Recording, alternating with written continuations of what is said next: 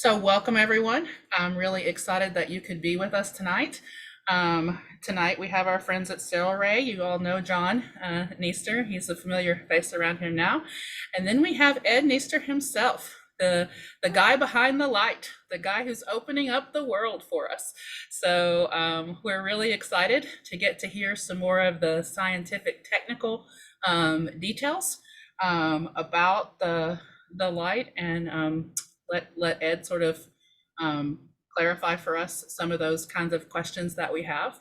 And then don't forget that we are also going to do some floor plan arrangements probably next week with John and Mike, where you guys can send us in your floor plans, and then we'll talk about placement of the Sterilray and where you can get the best advantage and avoid any of the shadowing or things that we've talked about before. So we are going to ask you guys to hold your questions until the end. I know we probably have quite a few questions from this group. So if you can save them up, and then we'll give you all an opportunity to ask the questions in the chat at the end. But meanwhile, welcome again, John, and welcome Ed to our group. We really appreciate you guys taking your time to be here and share your knowledge with us. And John, I will turn it over to you. Okay. Well, thank you, Kara, and thank everybody for coming on a Friday night. You probably have a lot of other things you could be doing, but we certainly appreciate your time. Ed is a physicist. He started back in the 70s making lasers. He started with AFCO and then began his own laser company in New Hampshire, where he developed a new laser every year for about 16 years. He made lasers for NASA to track the sulfuric acid coming off their rockets. He made a laser for the Navy to track Russian subs 2 miles down, and he made the first tattoo removal laser. So he knows light, he knows skin, and in 1998, he was asked by the Dover wastewater treatment plant to come in and see why they weren't meeting their effluents. And he went in and saw these UVC mercury bulbs. And he said, why is everyone using 254? Is there another wavelength that might be better? So he went to UNH. He found a book back in 1935, and you'll see a curve in a few minutes. And it showed a higher peak absorption at 222, which we've dubbed FarUV. So in 1998, he filed patents. Actually in 2005. Yeah. 2005, he filed patents for air, surface, and liquid disinfection. And in January of 2022, we got a patent for human skin, human tissue, and animal tissue. So he knows light, he knows the interaction of humans with light, and we've since had multiple studies that show this can disinfect both air and surfaces. So I'm going to share my screen and bring up a presentation and let Ed go at it. I can get this out of the way so I can play. There we go. Okay, Ed. So, all right. Good afternoon or good evening, everyone. I'm going to go over the basics fairly quickly. I don't know everybody's background, and of course, you're not into the tissue interaction with light that I am. So I hope I try to simplify it, not to talk down, but to try to give you something that you can relate to, and give you some mental hooks that if you want to read and look over this PowerPoint that we'll send to Kara, you can have that as a reference, okay? I think let's start with the first basic thing is, what is a photon? And a photon can either be a wave or a particle. It's called the wave-particle duality. And when a photon hits a surface, it actually turns into a particle. It acts just like a particle. It transfers energy from the photon into the surface that it hits. And when it's in space, when it's traveling from the sun to the earth, it's in a waveform. It's just like electromagnetic radiation. It has a wave, it has a different wavelength depending on where it is in the spectrum. And so it's a very interesting tool that we have learned how to use to help battle bacteria and viruses. To give you a better understanding of what a wavelength is, if you look at the insert, you'll see the visible spectrum, and it has blue, green, yellow, and red, and those are at different wavelengths. In other words, the blue violet is about 400 nanometers, and the red and infrared starts at about 700 nanometers. So we have bands in the visible light that are called color. We also have bands in the ultraviolet light, and they are generally referred to as UVA, UVB, UVC. And that was all started back in the 60s to help the doctors understand the dose effect and the repercussions of getting exposed by these different bands of UV light. Since then, we've had UVC because it's germicidal. And now what we're promoting is FarUV, which we would classify as UVF. And the V stands for vacuum.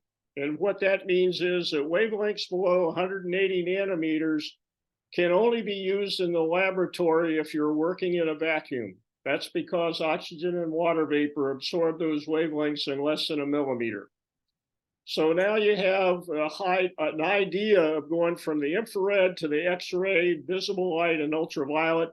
They're all different important features and bands of each one of these spectrums that make a difference in how they impact tissue and many other objects, especially solid materials. This is a FarUV lamp.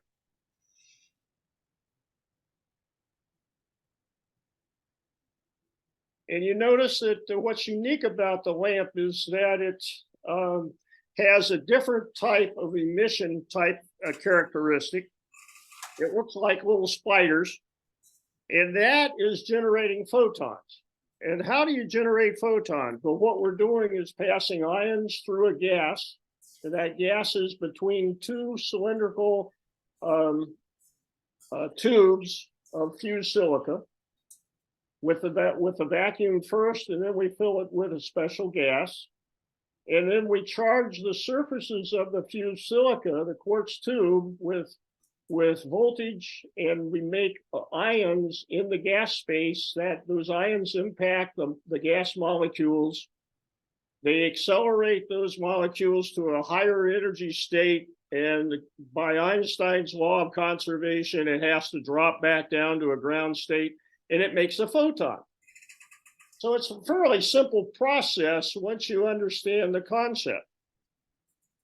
What's very, very interesting is that we can use these photons to do work because each photon is carrying energy. As I mentioned, they're an energy carrier. This won't switch. Oh, okay. And because we can use that energy and we can figure out how to destroy various bacteria and viruses, then it becomes a very, very nice tool that we can put into practice.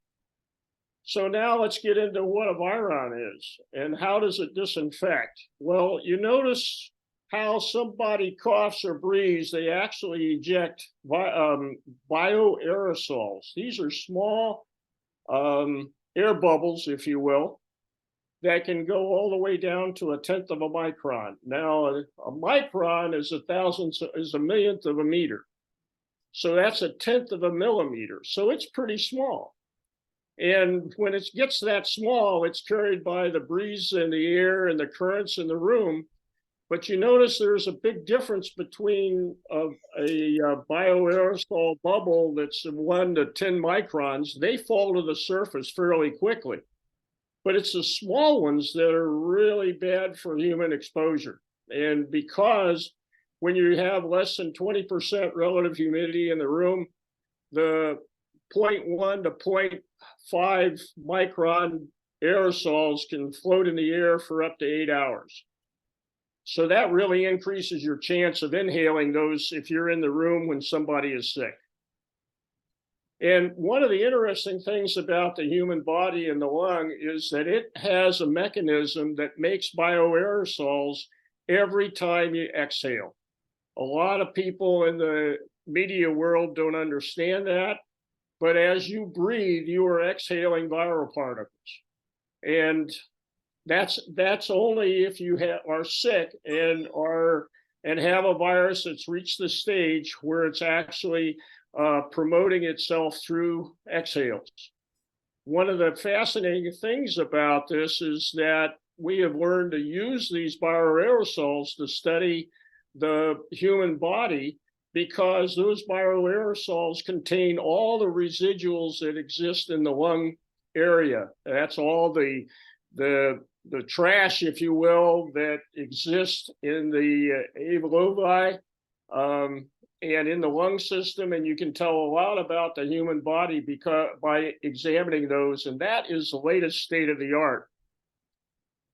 So what does a virus look like? Well, a virus has a capsid that protects the nucleus of the core of the virus. And that capsid has those little prongs on it that you see. And those prongs are protein spikes.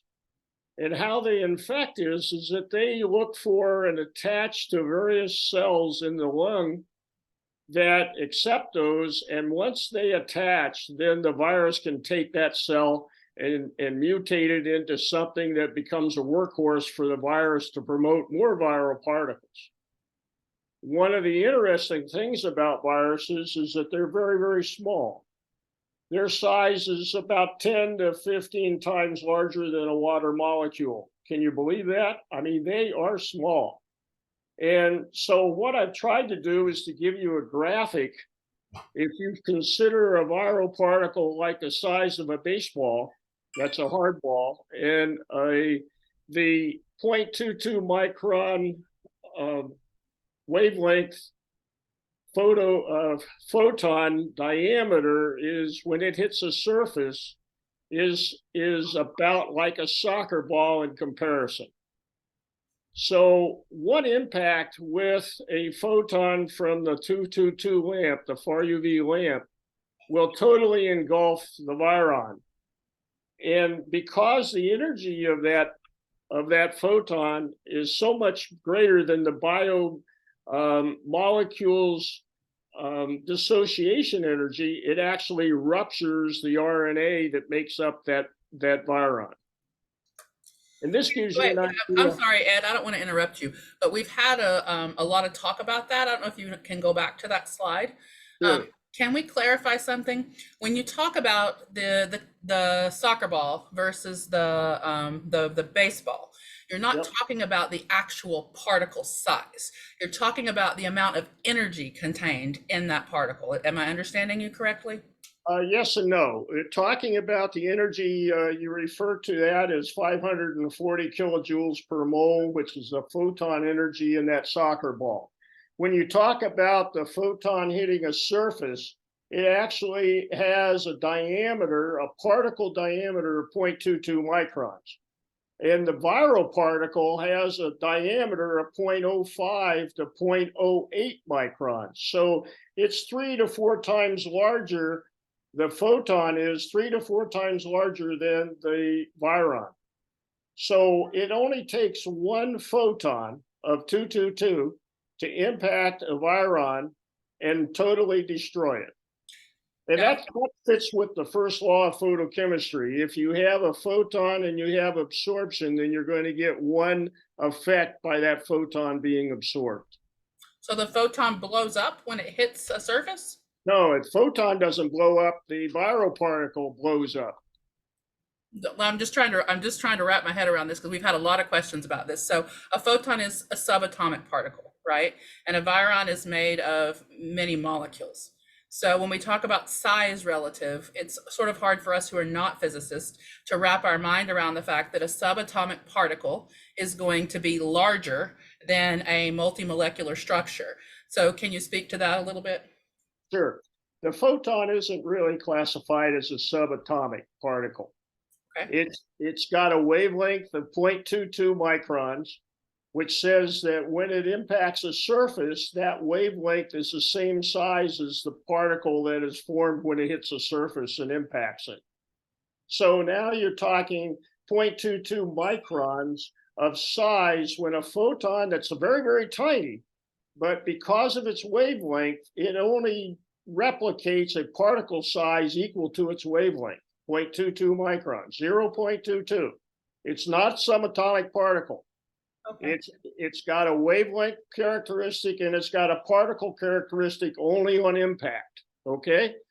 Whereas your viron, the size of that viron is 0.05 to 0.08 microns. Okay, so that's 3 times smaller than the size of the 222 micron photon.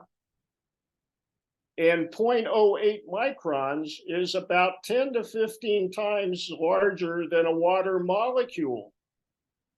A water molecule is H2O. And that's 10 to 15 times smaller than a viron.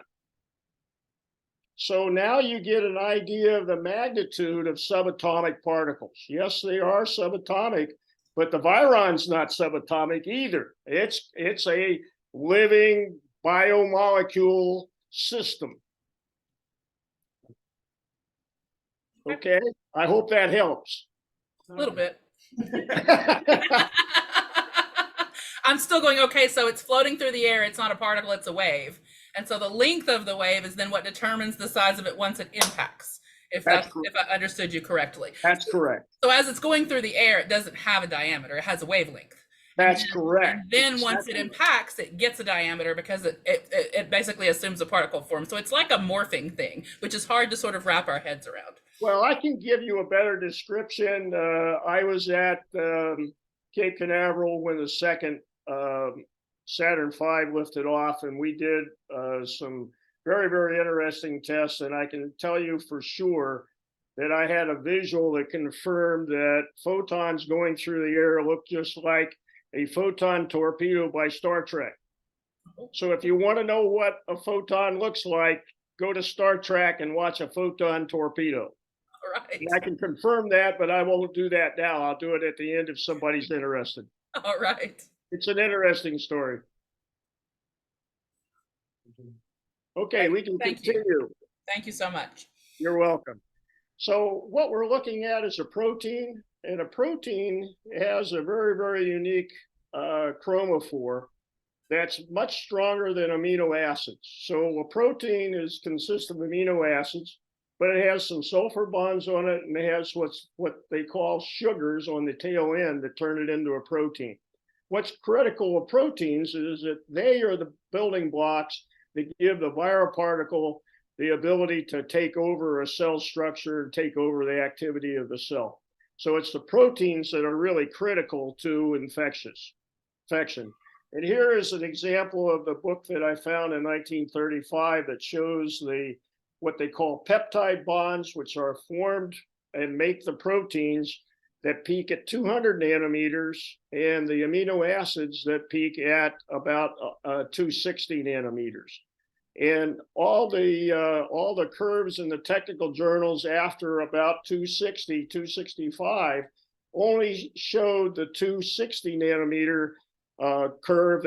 They dropped off the 200 nanometer because nobody made any lamps that produced light, and nobody knew any effects of the light in the wavelengths below 240 nanometers. This gives you an idea how peptides are made. You take your amino acids, you add some water, and you'll make a peptide bond. That bond is responsible for the chromophore that absorbs the light at around 200 nanometers, and 222, we direct that 222 wavelength to hit that chromophore. So we're going after the proteins by the peptide bonds that make up the bacteria, the virus, the capsid around the virus, the proteins there, and the lipid area, the lipid membrane that surrounds the COVID-19. That lipid membrane is all proteins. So it makes it very, very easy for a FarUV to destroy the COVID-19 virus. This gives you an idea of the other concept of what a photon is. It's an energy bundle. It's carrying energy, and that energy is 540 kilojoules per mole. What's interesting is that if the energy that impacts a viral particle or a bacteria exceeds the bond energy, then it will cause that bond to rupture. So it's a chemical bond breaker. That's what FarUV is.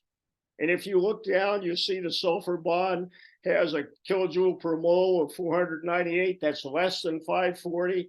So yes, Sterilray will break that bond, and you can see the critical biomolecules that are broken by Sterilray on this chart. And I don't want to get too far or too deep, but a chromophore is a collection of molecules that make like a black hole in space.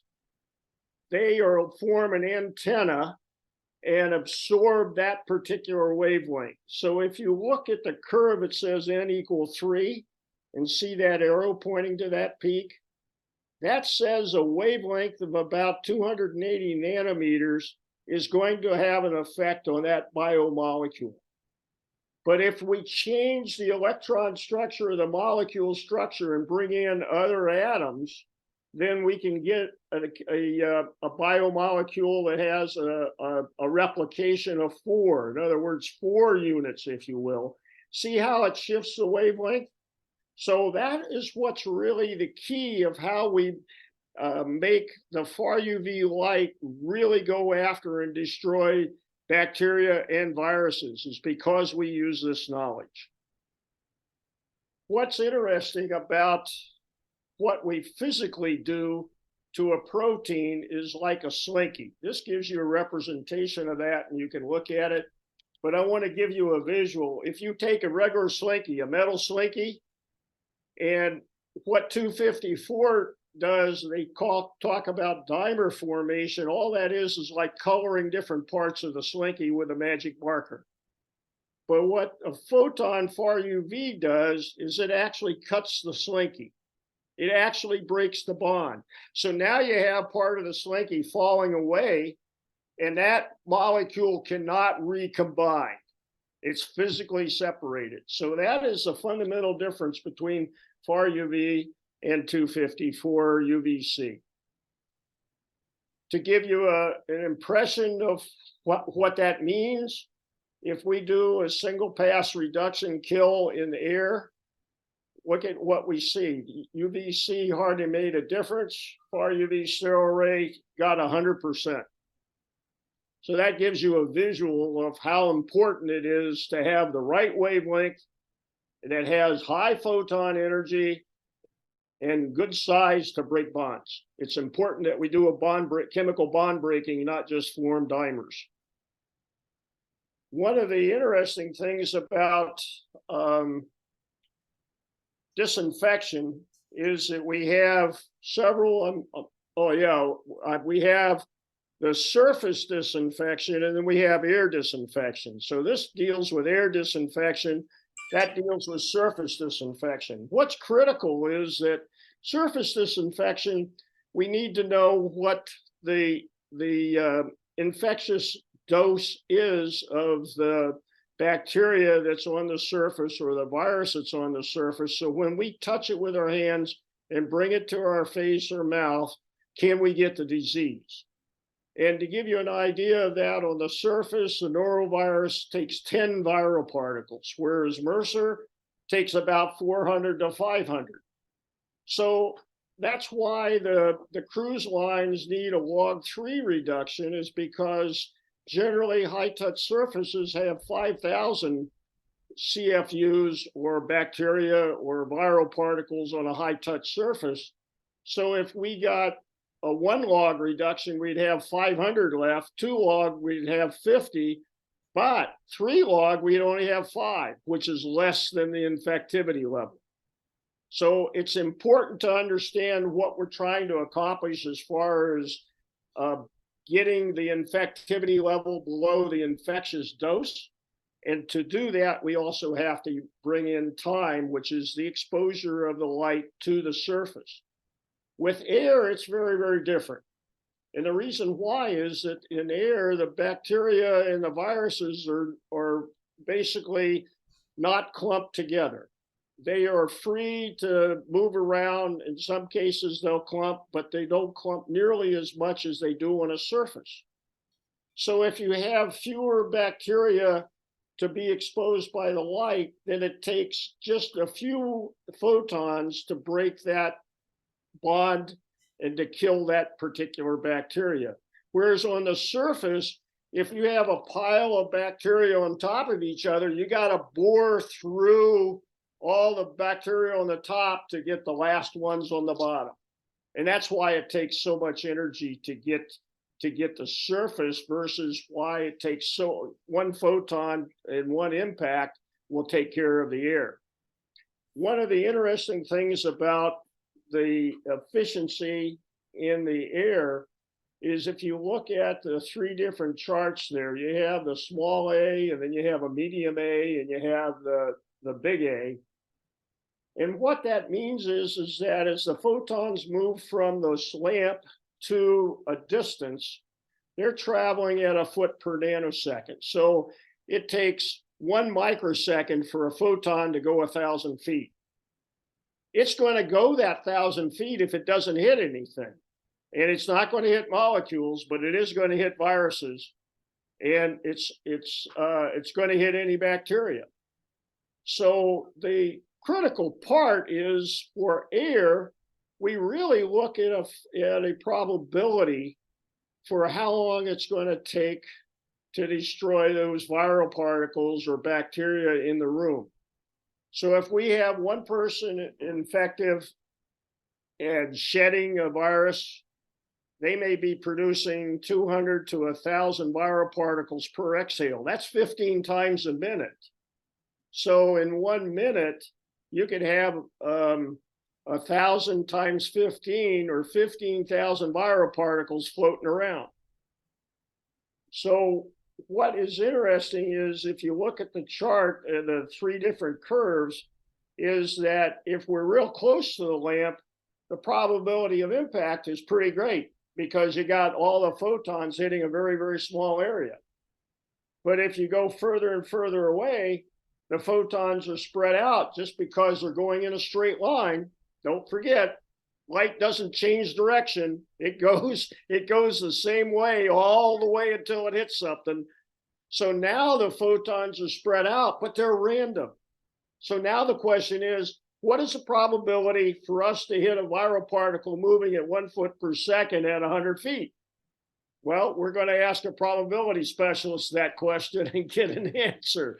But the key is that if we have the lamp in such a way that anybody that exhales air, that the light hits any air coming out of the person's mouth before it can go a foot, then there's guaranteed that it will kill any viral particles and bacteria before it's inhaled by a person another 2 feet away. So that is really the cool thing, because most air velocities inside a room are about a foot per second. So that means that if you exhale, we have about a second to kill that. Well, if you look at a dust particle in the sunshine coming through the window with a good background, you'll see bright particles, but you don't see those particles flickering if they're in the light because there's so many photons hitting it. And that's what FarUV light does. It produces 10 to the 15th photons per second at 5 millijoules. So if you have 10 millijoules, you got twice as many. If you have 100 millijoules, you got 10 times to 20 times more photons. The key is that we're making so many photons that the probability is very, very high that we're going to hit viral particles and bacteria before they can become infectious. And I've got some personal stories to tell where I've been involved with lamps in my area, and I had 2 people that were shedding the COVID virus, and nobody else in the family got it. So we've got a lot of different stories of how effective this really is. This gives you just some representation that I wanted to include so you can take a look at it for those that are interested on how the light expands from a point source and why it approaches 1 over r squared. A lot of people talk about 1 over r squared as the intensity as it moves away from the lamp. That only refers to a point source. And what's really important is that we don't make a point source. We make a lamp that can be as much as 2 feet in diameter. So we have a lot more photons coming out from our lamp than we can possibly have from a point source. I wanted to get into just briefly the safety aspects of FarUV. You will see the UVA region, which is your tanning booths type, and the 365, which is used for psoriasis. You use the UVB region, which is not really used too much. There is some tanning booths in that lower wavelength. But you see how the adaptability of the human skin is for UVA and UVB. One of the interesting things is recently they found that some of the drugs are affected by UVA, and that tends to create melanomas. So they're being very, very cautious about recommending exposure to UVA as opposed to 20 years ago. The UVC is germicidal, and we've always known that it penetrates very deep into the skin. And UVC will penetrate fairly deep. It'll go down into the dermal area, which is the active skin region, which is live tissue. And one of the interesting things is that it will cause what they call erythema. So when you are in the sunshine and you get 280, 290 right there at the seacoast at 0 sea level, you're going to get erythema in about 10 to 15 minutes on a real hot day. And that's because the photons are penetrating into the active skin dermal area. FarUV does not penetrate past the epidermis. And you can see that you get into the FarUV region, the safety goes sky high. And those numbers were done quite a while ago, very, very conservative. But at 220, we put 5,000 millijoules on the skin and not created any damage, any erythema. And we think that the threshold limit values today are still very, very conservative. So we don't see any downside to using FarUV. We have been doing tests on safety for eyes. We've been able to kill the amoeba parasite, acanthamoeba parasite in the eyes in about 15 seconds. And we've tested corneas and shown that we can go over a minute before any indication of damage occurs. And that's with the lamp within a centimeter of the eyeball. So this gives you a better technical reason of why this is so interesting. That 222, because of its short wavelength, doesn't penetrate cells, but it does get into the bacteria and particularly the viruses. That's just for your own information for the future. One of the fascinating things about 222 is that it's made in an extramer lamp. But what's interesting is from all my studies in 1999 and 2000 and beyond, until I filed the patents in 2005, showed that there are 21 factors that control the emission and the performance of an extramer lamp. In other words, you can have a Ferrari and an extramer lamp, or you can have a Volkswagen and an extramer lamp, and they are not the same, even though they make the same wavelength. Their spectral content is different, their lifetime is different.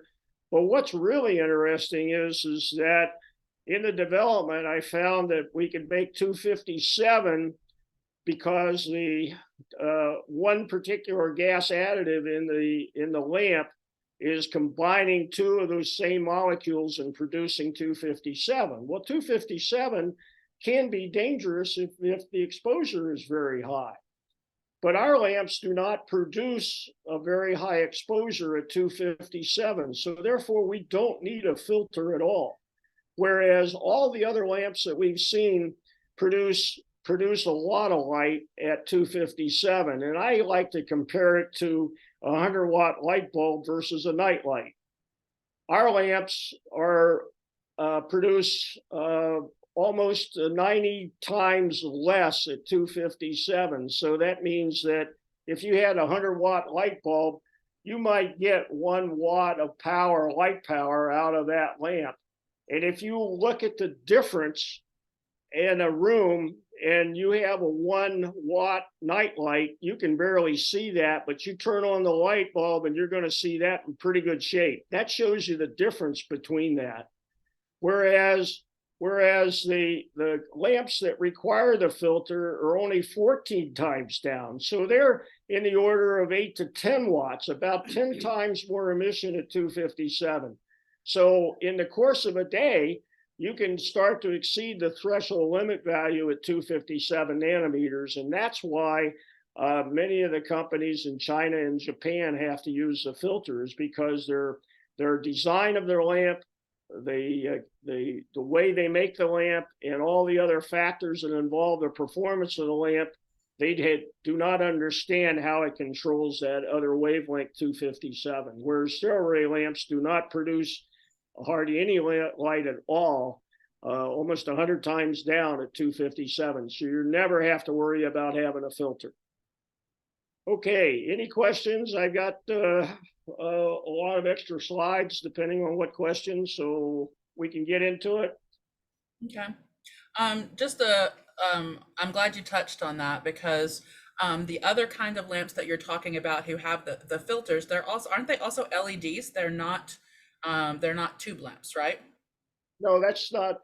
They do have companies that are making LEDs. Yes, they do, but they do not make 222 very efficiently. So you're not going to see too many LEDs in commercial practice just because they're inefficient.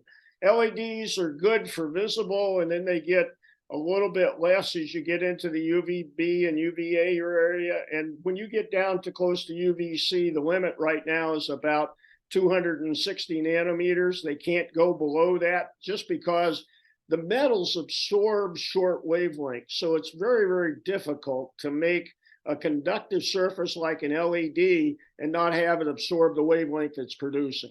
So that's a real tough thing for LEDs to do. They're not going to be efficient in the UV. So the lamps that you're seeing from China and from Japan, they're all excimer lamps, but they're very, very small. And because of their size, they have a physical limitation, and they'll never be able to get rid of 257. That's one of the drawbacks of having a very small lamp, is that physically it's going to be very difficult to do that. Okay, because that's one of the biggest questions that we do get is, how do you know you're only making that 222 nanometer wavelength? But you're saying you're not. You are making some 257, just not enough for it to be an issue. Yeah, it's like 1 watt night light compared to a 100-watt light bulb. That's basically what it is, and that's all from the study that we had the University in New York do an extensive test, and those are the numbers that they came back with that showed that we're hardly making any 257. And then you talked a little bit about you double the distance, you quarter the strength of the light, or I'm not using the science technical terms, the radiance or the intensity or whatever it is. The question that's on everybody's mind too is the distance. You say you've got about a second to kill the virus. How far away can you be and the light still kill the virus in a second with a Sterilray unit? Yeah, I think the biggest impression that you should have is that you don't want somebody to be in the shadow so that no light's hitting the area. if light is hitting the area, it'll travel 1,000 foot in 1 microsecond. Okay, so we live in spaces that are less than 1,000 feet. So 1 microsecond is a millionth of a second. So we're going to get the virus as soon as it gets into the light path from the lamp, direct line of sight. As soon as it gets into the light path, it's dead. And why we suggest that you have a lamp facing one direction and one across from that is to get rid of the shadows. So you don't have a shadow, you have perpendicular exposure, and now you don't have, you minimize the shading. Yeah, we've talked a lot about shadows and shading. I think that's pretty clear. What the question is how far away from that Sterilray, if you've got your 150 watt unit, you've got your saber there, how far away can you be to still keep enough power to kill a virus in a second? Well, you have enough power. The fact of the matter is you're throwing out like 10 to the 16th photons per second. So if photon hits a viral particle 1,000 feet away, it's going to kill it. The problem is that if you stop the photon from hitting the viral particle, then you're not going to kill it. So it becomes a probability when it's in the light region. But recognize that I have, let's go back to this one slide that I had, and let me just give you an example. Let's say that the middle shield there, the middle A, is a 10-foot high wall that's 20 feet left to right, and it's 10 feet in front of the lamp. I calculated that there are 10 to the 15th 0.1 micron spots on that wall. So if I'm producing 10 to the 15 photons per second, what's the probability of me hitting every spot on that wall? Well, it's almost like you're throwing paint at it, and after a while, it's all black. So now the question is, what is the probability? Well, I can almost guarantee you that you're going to hit every spot within a second, because you got 10 to the 15 photons and you got 10 to the 15th spots. So now the question is, how far out can you go when it's going to take a second? It may be 50 feet or 100 feet or 200 feet. We're going to get a probability expert. That's not my specialty. We're going to get a probability guy to say, okay, it's going to take 1 second if you're 550 feet away to get all the bacteria or all the viral particles at 500 feet. And I think of it a different way, Kara. I think of it as if I had one person exhaling a viral particles and he was 100 feet away, then how long would I have to wait for that air to get to me before I know that it's dead? There's nothing alive in that air.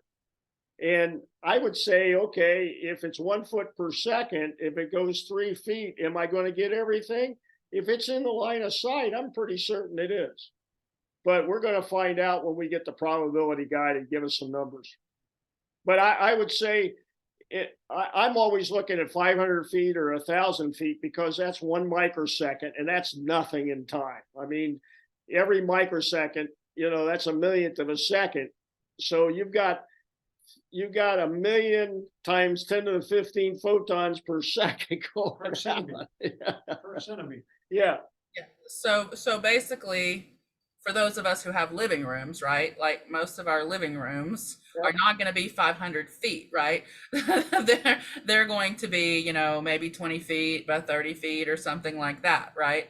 So I'm hearing that you're real confident about the density at 10 feet, right? Like the probability that you're going to hit. I'm hearing that sort of beyond 10 feet, then the probability we haven't really figured yet, but you're getting somebody to figure that. Is that what I'm hearing, or? Yeah, we're getting somebody to figure that, but recognize that if I go 20 feet, then I still have maybe twice to 4 times more 0.1 micron spots on that wall, just going by the square of that distance. So if I got 4 times more spots, then is it going to take me 4 times instant, 4 times 1 microsecond to get them all? You see what I'm getting at? The 1 microsecond is so fast that if I multiply it by 4 times, I've got 4 microseconds. Okay. So what you're saying is, I'm trying to wrap, as a more of a layperson when it comes to this subject, I'm trying to wrap my head around it. What you're saying is, when you're telling me you're splattering the paint against that second wall, you're not just splattering the paint one time though. You're like continually doing it because your light is Every continually emitting those photons. So at 10 feet, you're pretty much like black really quickly. And at 20 feet, you're still pretty confident that you're black before that second that it would take for the virus to get to you and you inhale it. So the question is, how we have that 1 second time factor as I'm splattering much faster than a second. So the question is, like at 30 feet, am I still splattering fast enough to paint the wall black in less than a second? Yeah, I think if you go another 4 times, so you're talking 16 times, now I've got 16 times more exposure, but I'm still throwing the paint at 1,000,000 times a second. So the viral density, I mean, I guess the viral density has a little bit to do with it. Like if you're in a very dense viral vapor cloud, but you're talking about basically creating walls of photons, it doesn't really matter if you have 5 virons hitting it or 500 virons hitting it. If you're making an oblique space, you're stopping them. That's correct. Yeah, think of it as a car wash of photons. You're literally in a fire hose of photons. And it's not 10 to the 15th photons per second. It's every centimeter of that lamp is making 10 to the 15th photons. So we have 10 inches of lamp in the 150 watt saber. That makes sense. Let me give you an example of that is a visual.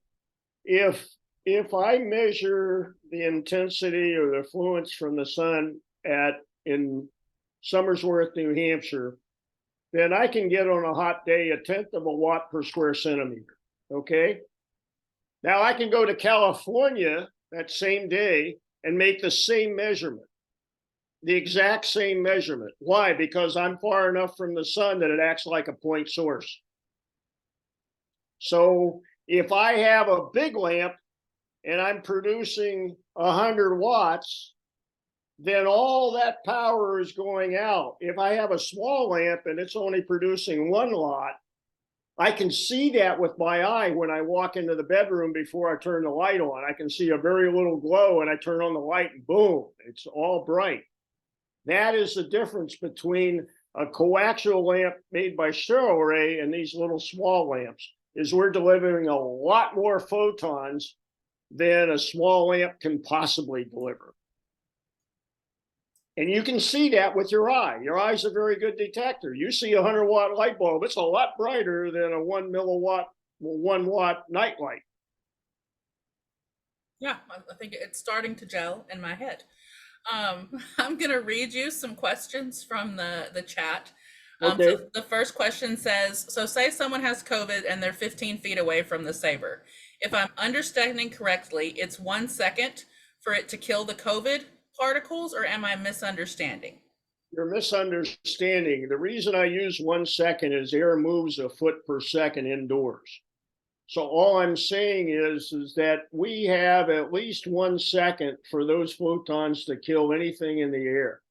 Is that easy? At 10 to the 15, 10 to the 16 photons per second at 10 feet or 20 feet or 500 feet. Yeah, it's real easy. So El, he's not saying it takes 1 second for the light to kill them. He's saying that you have 1 second till you breathe them in. So he's got to kill them faster than 1 second because he wants to kill them before you breathe them in. And he's saying that 1 second is actually a really long time based on how much light and how fast the light is coming out and how much light there is. Yeah, and the reason I use 1 second is that normally in a crowded room, people are 3 feet from each other at a minimum. And if you go 1 second, the air can only move 1/3 of the way to the next person. It has to reach the next person before they can inhale it. So 1 second is a pretty safe number compared to 3 seconds that it takes when a normal airflow movement indoors to get to the other person to make them infected. Well, that's why we like to be upwind of people that are infected and not downwind, because if they have a little push, then it gets to us faster, right? So, and that's some of the arguments about air filters in classrooms sort of are built around this principle about who gets the viral, particle pushed to them faster and those kind of things. But if you're talking about 1 foot of movement per second, and you're talking about being several feet apart, then yeah, if you got a continual, like John says, car wash of photons, then you've got a lot of time on your side there. You got that. And one of the interesting things, the National Institute of Health came out and said the best way to handle school classrooms is to have all the hot air coming in at the floor and going up out of the ceiling. In other words, make them like a fume hood. And they're absolutely right, because it's going to carry all the viral microorganisms out of the headspace and get it away from people from being able to inhale from other people. Well, and if you think about it too, we have some air filters that suck the air into the sides and they blow it up out the top. And we have other air filters that are blowing, sucking it in one side and blowing it out the other. So if we're trying to avoid pushing the air towards us, we should be using more of the models that blow the air up and versus the models that are blowing the air sideways. That's correct. That makes sense. All right, our next question is ozone emitted? We make a little ozone, but it's, how do I explain that? Ozone is a way of making O3 from oxygen, but it takes time and it takes a changeover of the air. In other words, you can't have air sitting still and be able to measure the ozone. We make it at somewhere in the 6 to 8 parts per billion, but that is effectively no ozone. And the only way we can measure the ozone is to have almost still air, hardly move the air at all. Because the faster you move the air, the less the ozone is in the air, because you have more oxygen compared to ozone. So we don't consider that an issue because we are making a system to send to the UL to get 0 ozone certification. And we think that that'll be a marker for the industry that will set us apart from everybody else. And we have a unit that's just about ready to go to get tested to meet the 0 ozone standard. One of the things that everybody should remember is that just about any device that uses electricity can make ozone. We know for a fact that the laser printers are making about 40, and I don't want to confuse you, but they're micrograms per liter of ozone per copy cycle. And nobody has even thought about that or discussed that, but they have because of the lamps and because people feel that all UV makes ozone, and that's not the case. I've actually demonstrated to a major air conditioning company that we can actually reduce indoor ozone. And we can drop indoor ozone down by 10 parts per billion very, very easily. All right, and then Kyle has a question that says, what are the most recent tests, research, and data that Sterilray has done for these products that's publicly available to educate ourselves and the public wanting to understand how FarUV can help them? And before you answer that, Ed, I'm going to say, Kyle, part of your question is my fault. John has sent me a lot of like the study data and stuff that I still haven't made the compilation and posted in our files. So anything, John, that you have sent me, I will compile and put in a file in our groups. I just haven't gotten around to that. But is there other publicly available data that you have that you haven't sent me, or do I have it all? You have most of what we've done, but now, thanks to our infringers, there's plenty of studies all over the world. Thanks to our infringers, I love that. And I'm not saying, I mean, there's a lot of professors, there's a lot of indoor air quality experts that are looking at FarUV and doing some great research that we just literally can't afford. But we do have several studies going right now that I can't talk about, but they'll be coming out probably in the next 2 months or so. Okay, great. So Kyle, you can feel free to poke me and nudge me to get the studies and stuff that John has sent up in our group, because some of that is me being behind on posting things. Right. I put something up that may help people understand my comment on the 20% relative humidity, and it's extremely important that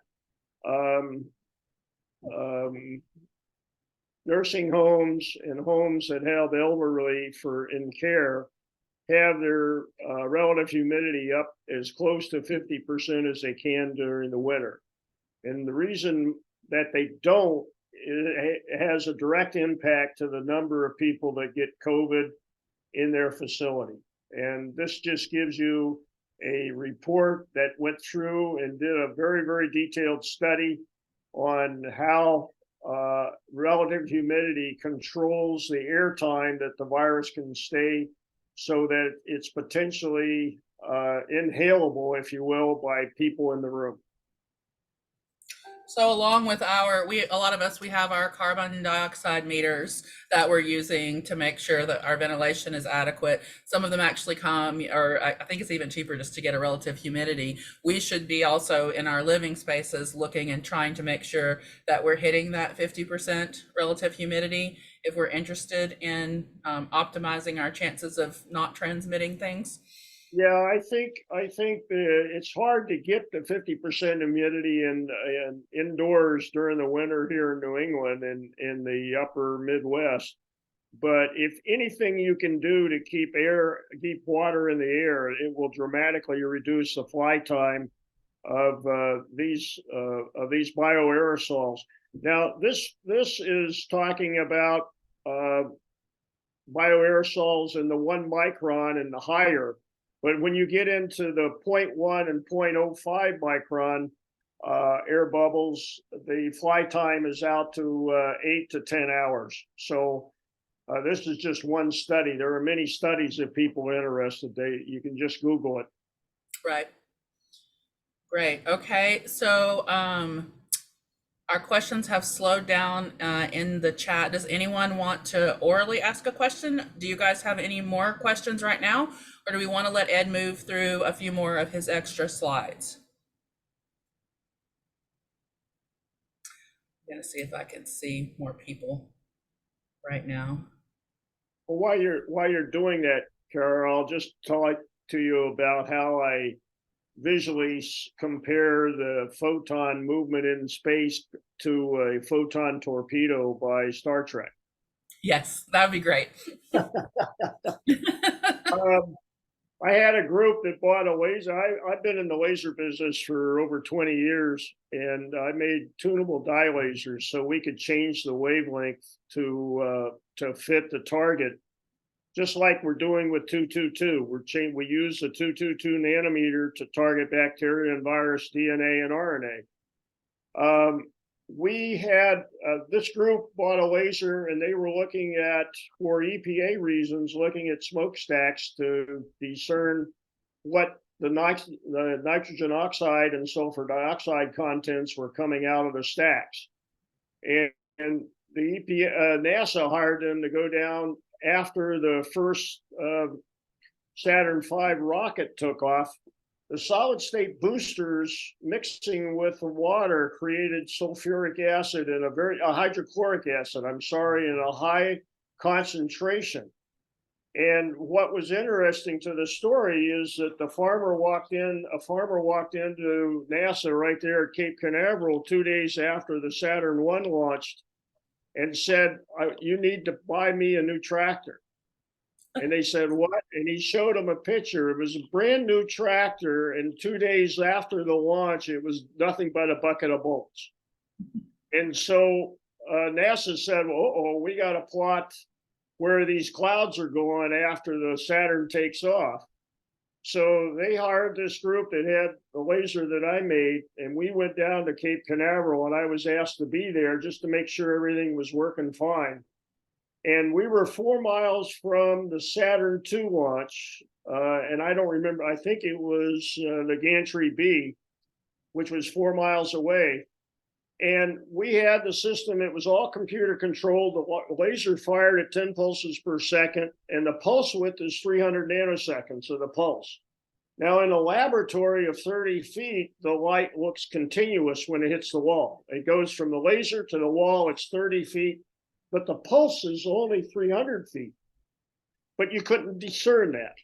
So anyway, we're doing 4 miles to the gantry, and the night before the liftoff, we're doing test shots and firing a laser at the gantry A, which is 4 miles away, just to calibrate the computer. And we're firing this laser at 10 pulses a second, and it was the prettiest thing I'd ever seen in my life. You get these bolts of lightning, bolts of red light going through space, and you can literally see multiple ones going out and hitting the gantry. And every time a pulse hit the gantry, it would burst into brightness. It was really, really cool. So I said, all right, that's a photon torpedo, guys. Hope you got some pictures. We're doing somewhere. All right, we got another question here, a couple questions. I was wondering about maximum exposure times, as in how long can you be under the lamps a day? We have some up doing to necessary house repairs, and we're sitting under them a lot. Yeah, I think that the best answer to that is twofold. Number one is that I found that I can use 222 to kill the foot toe virus. Mold. Yeah, I'll be all right. Fungus. And I put as much as 5,000 millijoules or 5 joules on my foot, and no erythema. There was nothing that odd occurred. I did kill the virus, the fungus.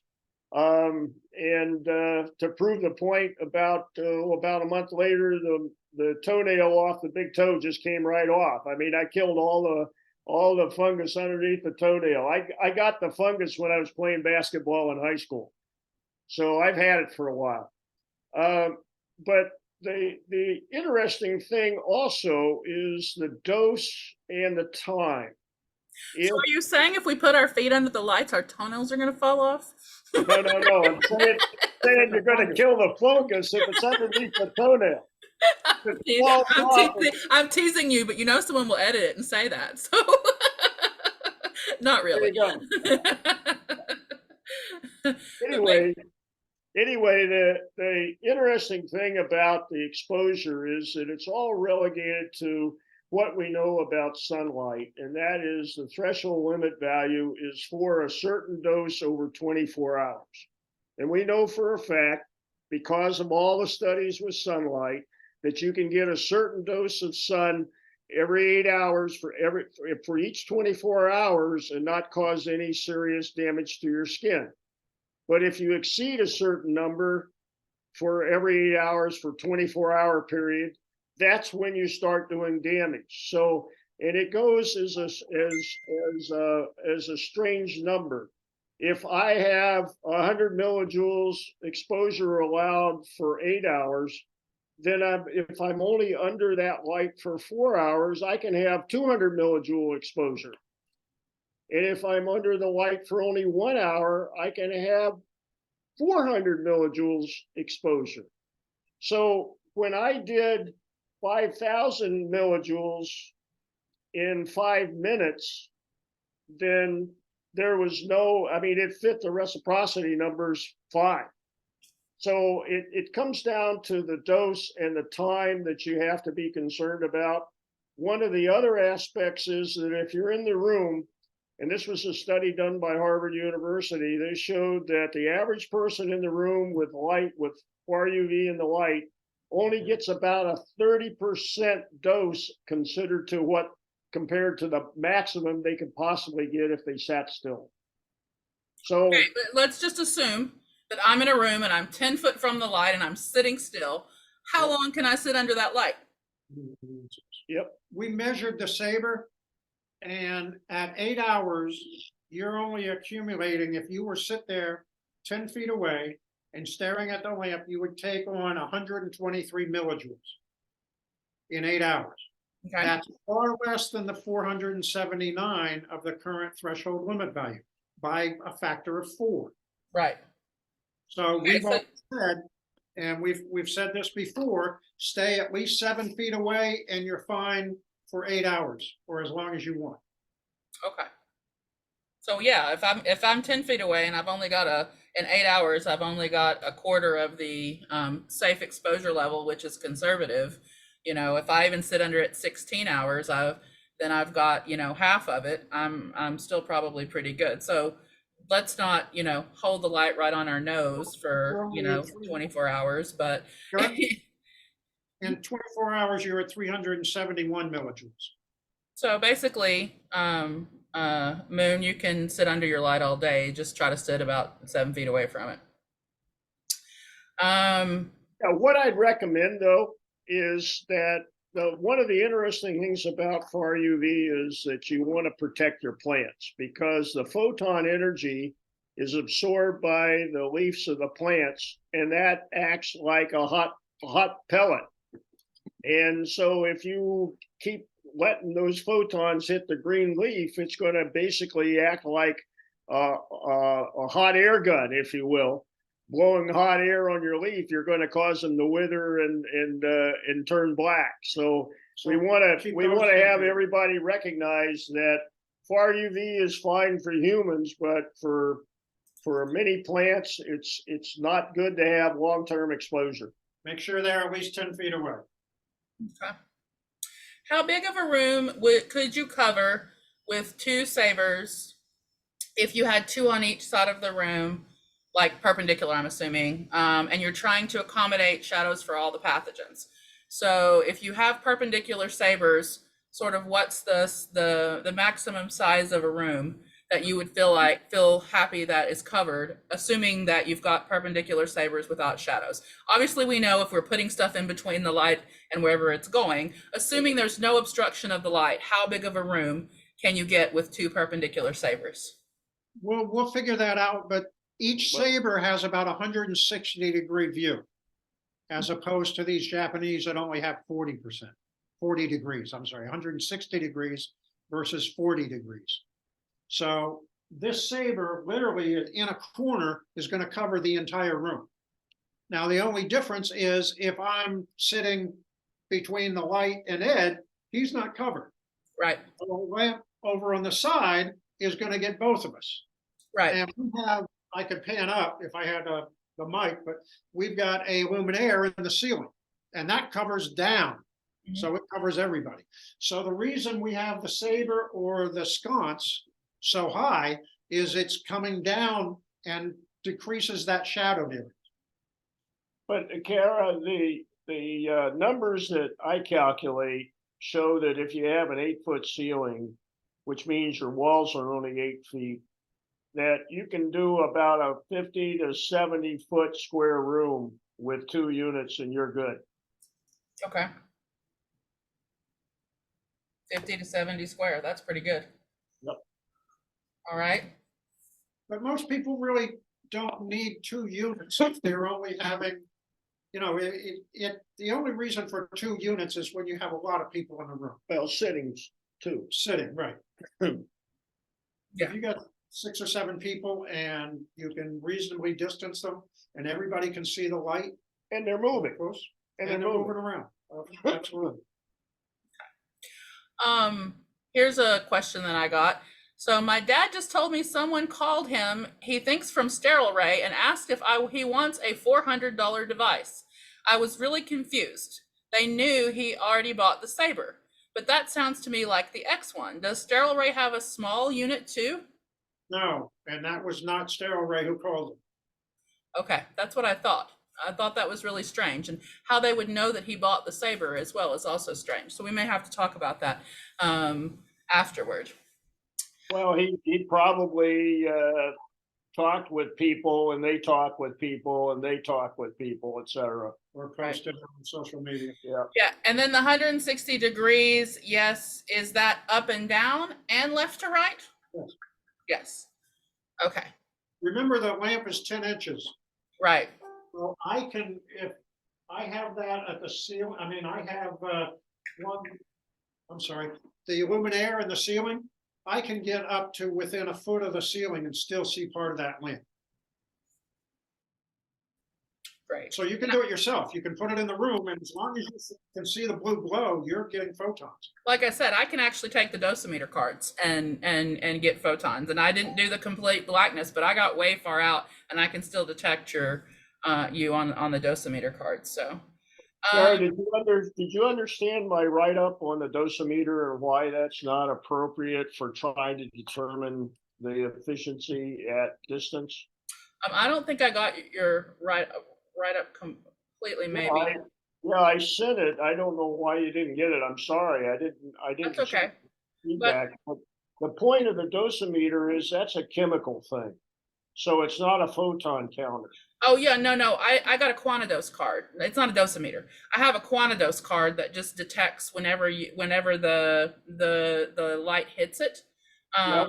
Yeah, and it actually, once I turned off the lights in my room, the biggest room that I had, I believe was only like 25 feet long, and I was able to get all the way to 25 feet long and still have a glowing card. And then if I turn the card to a shadow either way, of course, the card doesn't glow. So I could tell, like, I mean, all I was trying to do was see, would the photons be hitting it that far away? You know, like you said, the sort of, am I getting the paint splatter? And I was able to go as far as I could in the biggest room that I had and still get paint splatter on my card. So Yeah, my point of the matter is that you're asking for a chemical reaction, and generally speaking, the quantum efficiency is not 1-for-1. It doesn't take one photon to make a light that you can right. see. Yeah. So it could be 10%, and the sensitivity is really dependent on the chemical and the way they coat it. There are a lot of factors on which card is more efficient than the other. Right, so it could be less effective, but at least I know in the biggest, longest distance in my house, it may be more effective than that, but at least I know from that card that it is effective at least that far according to my card. And my card may be spending 10% of the energy to make the reaction happen, but it's still happening even with that expenditure at 25 or 30 feet, whatever it was that I was walking in that biggest room. I have a longer dark hallway in my clinic, and I still mean to go and actually have a sconce up, right? And so I still mean to go see how many feet down that hallway I can get, because I need it to be dark, because other light interferes and you can't always tell when the card's glowing or not, but it's really, you can see it really, really easily in the dark. So I want to go down that really long hallway I have and see what the distance is I can have my card light up. But I was actually really pleased, and the people that I showed were really pleased when I could show them how far away we could go and still get the card to light up. So I think for most people in their living room or houses, you don't have 1,000 feet, so you're good. Yeah, Kara, what's interesting is the sodium salicylate whitener that they put on copy paper. That's a very good photon converter. It picks up the UV and makes blue light. So compare your dot or compare your sample with just plain copy paper and see what you think. I will. That's a great idea. I'll do that. I'm sort of an experiential person, so I will definitely try that. Okay. All right, can I use it for a doctor or dentist office visit? We've talked about that before, and yes, you can use them for a doctor or dentist visit, but then they're actually asking how they would best place that in the small exam room, and adding to it, what's the coverage when it's laying on a counter versus on the stand? So can you just talk a little bit about, if you're going to the doctor or the dentist, where would you best put that light? I took my Saber to the dentist every time I go with a DC adapter, so I don't have to worry about asking when to plug it in. And I just put it up on the sill, and I was probably 5 or 6 feet away from it. The coverage is great because I'm pointing it right at me. They always make me wear glasses, and obviously I'm reclined, so I'm not staring at it. But it worked great. And the dentist, the hygienist that cleaned my teeth was more curious. No one asked me to turn it off or even asked me what it was until I was in the chair and turned it on. And So- what's important is that if you have a illuminated area in front of a patient, then you're guaranteed that nothing is going to survive that trip because it's getting hit a million times a second or more. And so that's a smart move to have it so that you're basically separating the patient exhale from the staff people that work there. So that's what you want to do, is to make sure that you're not blinding or shadowing the area where air could get to the staff person if you're trying to protect the staff person from an infected patient. So when we talk about using air filters, we say put the air filters closest to the source of contamination. That's our general rule. So if you have a repair person in your house, put the air filter closest to the source of contamination. Would the same thing be true with the Sterilray? Like if you're going to the dentist and the source of your contamination is the dentist, are we more concerned making sure that the light is hitting her exhalate, or that, you know, instead of you, are you more concerned with keeping yourself out of the shadow?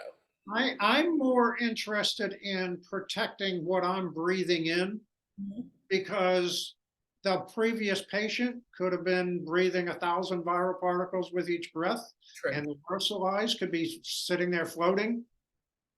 Before I walk into that room, it could be filled with COVID virus, not from the hygienist, but from the previous patients. Good point. Good So point. I want it on me. Okay. Good point. Good point. All right. I have we have a few more minutes, and I actually have a question that I am obligated to ask you by my daughter. Okay. Now, I'm not sure that I'm going to like the answer, but I promised her that when Ed came on, I would ask her. Okay. And John, I think you may have heard this before, but I have a 22-year-old, and she's a musical performer. And up until this point in the pandemic, she performs outdoors in an N95, and she has a Sterilray that she places about 7 feet away from her, and it's sort of bubbling her outdoors. And now she's started to do some indoor shows. But when she does the indoor shows, she wears a PAPR, like the VersaFlow space helmet looking. She actually has a little NASA costume that she puts on, and her band has little alien goggle things they wear, and they have like a whole set theme around the fact that she's in a PAPR. But she would really love to take that Sterilray and put it, 7 feet from her in a crowded, smoky bar and perform. Now, if that were your daughter, would you put her in a crowded, smoky bar with the Sterilray on her about 7 feet away in an N95 mask, or without an N95 mask? Or would you encourage her to still keep her PAPR performance? Well, as long as she's singing, Yep. as long as she's protecting herself and puts it back on as soon as she's done singing, before she walks off the stage. I saw Ed shake his head no. Here, let me give you some technical stuff. Mm-hmm. Number one, we know for a fact, and we've got proof of this, even from a big chocolate manufacturer, that FarUV breaks down proteins. And proteins are the major constituent of any allergens. So if she has an allergy, then the FarUV light is going to break those allergens down so they don't cause histamine formation in her body. So it will not affect her as pollen normally does. The problem is, though, I don't know. That she's immunocompromised, not. Yeah, okay. But what I don't know is what it does to the tobacco and to the smoke. Ah, good point.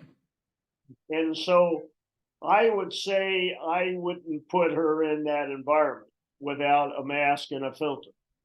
But Okay. if it's not smoky, then I think there's probably a 96% chance that she's not going to have. No, you just answered the question. The bars in Princeton are smoky. you So, go. so Papa it is. Okay. That's a good answer. I didn't even consider the difference between the clean air versus the smoke and the pollen. So, okay. Yeah, we just don't know what it's doing. I do know for a fact that there are a lot of chemicals in the exhale from tobacco. And I just don't know what the absorption cross sections are for all those different chemicals.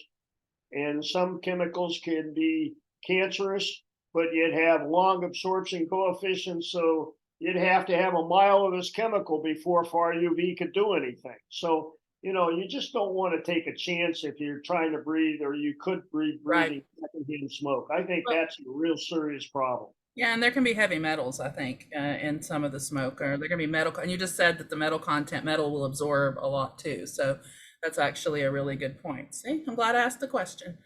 And it's going to shadow the virus too. Yeah. All right, here's another one. If I'm staying in an Airbnb, will I be protected if I sweep the space with the saber, assuming that no one else enters the space? So if I'm going into an unoccupied space and I sweep it with my saber before I take my mask off or do anything else, can I assume that, the space is now safe? I've disinfected the air. What I do is I take the saber out of my suitcase, I plug it in, I turn it on, and I disinfect the high touch surfaces, the things I'm going to touch. Because I've done swabs at multiple hotels over the last 15 years, and you do not want to sit on the couches, you do not want to touch the phone, you do not want to make a cup of coffee. But in doing so, if you leave the saber on, you're disinfecting the air in that room constantly as you're moving around. So Yeah, I do the high touch surfaces, then I set it up on an area and run it for at least 5 or 10 minutes while I'm unpacking and stuff. Yeah, Kara, I went even further than that. I stayed in a hotel recently that had an air vent that was close to the ceiling, and it was constantly blowing in air. Well, I don't know what room that's coming from. Yep. So when I came in, I turned it on, I pointed it at the air duct. When I went to sleep, I left it on pointing at the air duct. And I didn't get a flu, I didn't get a cold, I didn't get anything when I was there. So I have a question relating with that. So I have an Apollo UVC, the little, I don't know if you've seen it or not, but they're little personal UVC things, and they come with a remote control. So you can put them in a room, and it has like a 15-minute timer, or 20, a 30, whatever, and it comes a little guide. It tells you like how long it needs to be in what size space to do the disinfecting.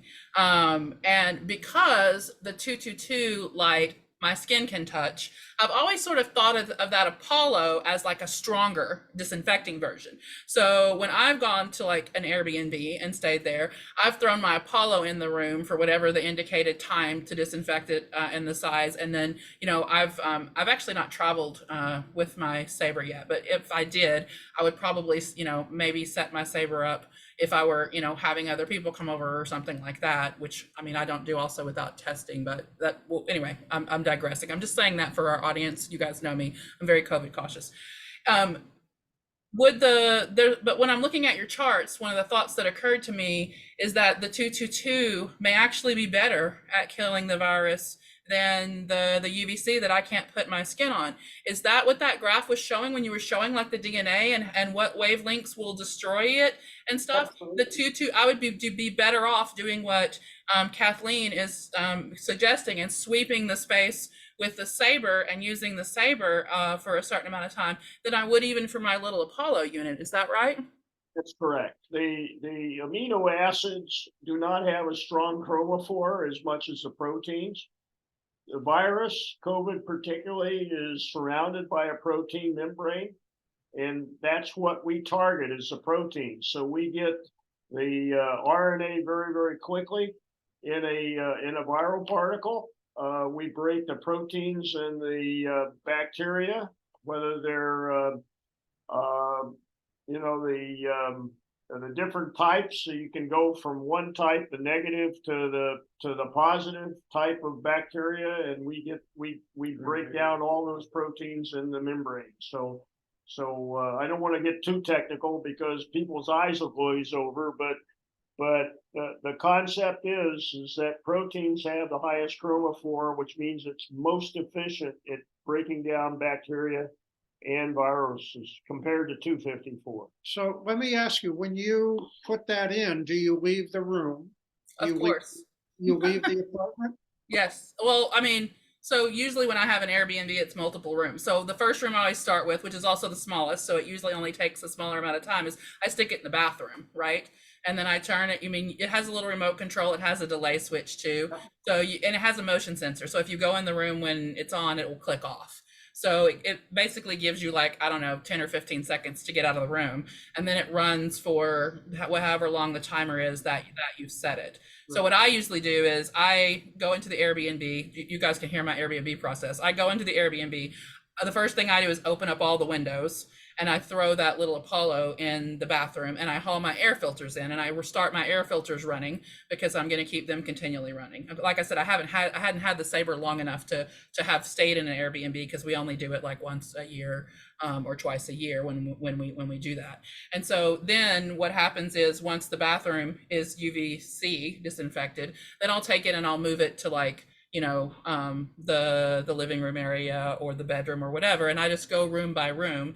And yes, I leave the room. So it takes it like if we got to an Airbnb, you know, say at 10 in the morning, it would take several hours to get the whole thing disinfected, you know? And so we sort of Wasting several hours of your vacation.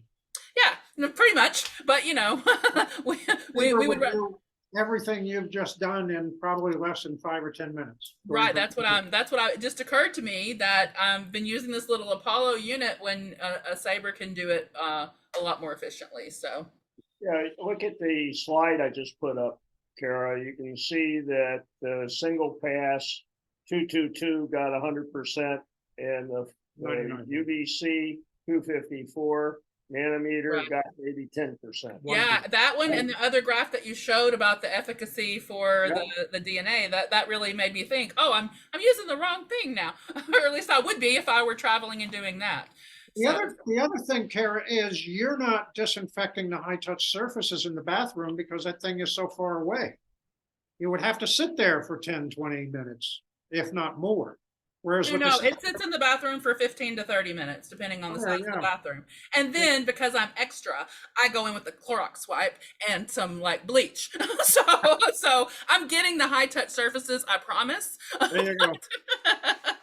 Kara, let me give you some insight. If you walk into a bathroom with the wand and turn it on, you're going to see how well they clean, because those cleaning solutions fluoresce. So if they just do a cursory spray on the wall or the toilet or the mirror or the sink, you're going to see the spots that they miss because it's not going to glow. It really is fascinating. I will send you some pictures. And I had a kidney stone, and John came in with I was in the hospital, and John came in with a wand, and it was a shock to see how bad the bathroom was in that hospital. Oh, it wouldn't shock me. I'm in healthcare. They're nasty. Yeah, and what's interesting is that 222 brings it all out where 254 doesn't. Mm-hmm. So yeah, we did have another question that says, approximate time to leave the Sabre on in each room when you're going into a space that's not yours before it would be safe to unmask. So I think you just sort of answered that too. When you go into your hotel room, you turn your Sabre on, then you give it 5 or 10 minutes, you said. That's only because of the air coming in from another room. Right. So, you know, I never turn on the air conditioning if it's in a room. I only use it when there's, you know, the single room air conditioners. So you want to try to block off air coming from other rooms. That's how the Princess Diamond, everybody got sick on the Princess Diamond, because on a cruise ship, that air goes from one cabin to the next cabin to the next. Yeah, I think Joey Fox has a great he has a great little, if you're going to stay in a hotel room, these are the steps you take. And this is how, I mean, he explains how the air comes in from the hallway under the door to, you know, actually cause the air exchange and the ventilation. And he like tells you sort of the steps that you can take to try to minimize the amount of shared air you have in a hotel room. In most of our groups, we don't have a whole lot of people that are staying in hotels. We have occasionally someone that might stay in a hotel, or even more specifically a motel, that so that you have those little just single air, window units or something like that. But most of our people, when they travel, would probably choose an Airbnb that has a set, but just so that they don't share air, so that there's not, the danger of having that extra air from somewhere else that you don't know coming in. Exactly. Worry about. Pierre, what I recommend and what I do is when I go into it, if I go into a room at a hotel or something, and I have a saver with me, we lost her. No, you're here. I just took you off a share because I can see you better. Oh, okay. Well, that's cool.